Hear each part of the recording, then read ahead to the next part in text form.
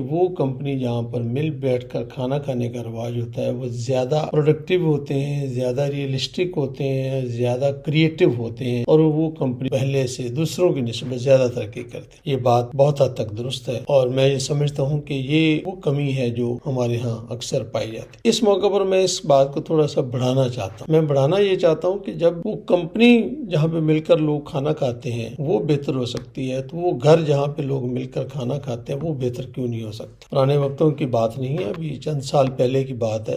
दोपहर का खाना हो या शाम का खाना हो, ये घर का एक बड़ा फंक्शन होता था जिसमें 8-10 लोग मिलकर अपने वक्त पर आते थे और ऑलमोस्ट एक ही वक्त पर मिलकर वो खाना भी खाते थे, बातें भी करते थे। जब से हमने थोड़ी सी इस घर के इस फंक्शन को डाइल्यूट किया है, छोड़ा है, अब हर आदमी आ रहा है, अपने से प्लेट लिया, अपना खाना डाला और खाया, चला गया, जिसके नतीजे में घर की प्रोडक्टिविटी भी कम हुई है, परफॉर्मेंस में भी फर्क है।